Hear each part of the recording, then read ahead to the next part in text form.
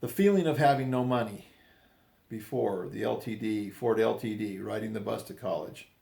So growing up, my first job was, mowing lawns, weeding for my neighbors. I get $3 to $5 an hour.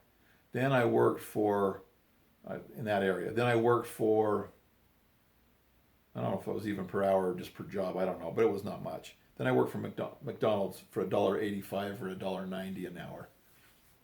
Then I came back. When I got out of high school. I went and I worked for IPBH, making $5 an hour. Then I came home from my mission, and made $5 an hour working for Wadman Company, Wadman Corporation, and then I couldn't work for them because I wanted to go to college to get a college education. Well, anyway, this college education cost quite a bit, and I didn't have very much money.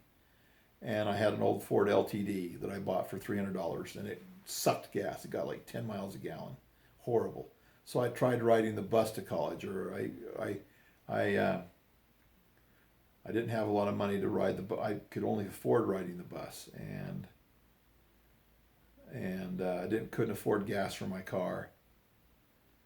And I actually, one of my friends would take me to college, and I would pay him for gas.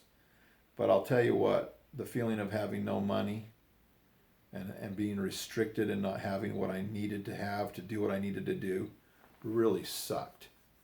So the good part about that is I figured out how to make money in roofing and doing what I do now. I learned how to make money and make a living so that I didn't have to just squeak by. So the good thing about difficult experiences is you figure out how to not have them anymore. So financially it was very hard, and it was a horrible feeling not having enough money. And I don't feel sorry for people that don't have money. I feel like they need to make it happen.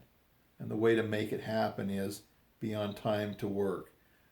Have a good attitude, work hard, be honest, no tattoos, no piercings. Don't be some freaking weirdo when you show up to work, smelly and bad hygiene and so forth like that. Be nice, professional.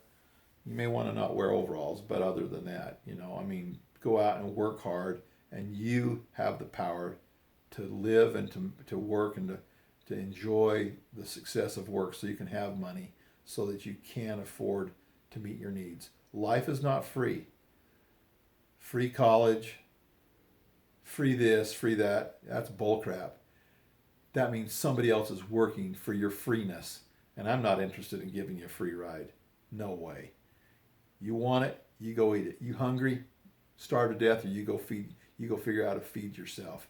Now, I want to give you a start, and I want to help you, but I don't want to take care of you. I don't want to enable you or entitle you. You want to live? Go live. Otherwise, it's your problem. But what I will say is we have the freedom to act and move and choose. Now, if you don't have the ability, I definitely want to help you out.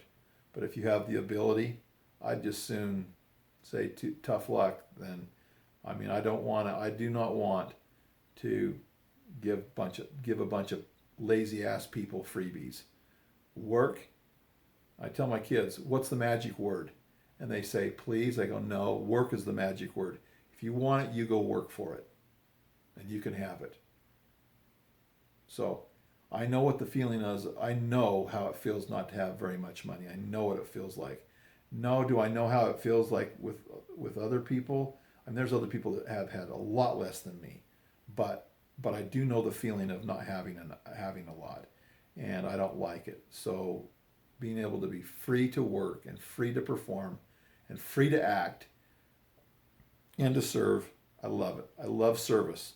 When you're in the service of your fellow man, you're only in the service of your God. When you're in the service of your fellow man, you're only in the service of your God, whether that's paid service or whether that's free service. Service is part of what we're built to do. We're built to work. We're built to perform. We're built to contribute. We're built to add to society. And of course, there's those people who can't do certain things. But I know a lot of people. One of the greatest examples is my nephew, who struggles and has some unique issues and challenges. And he works his guts out. He's extremely successful because he's been taught by his parents that not to feel sorry for yourself, but to go out and work and make things happen.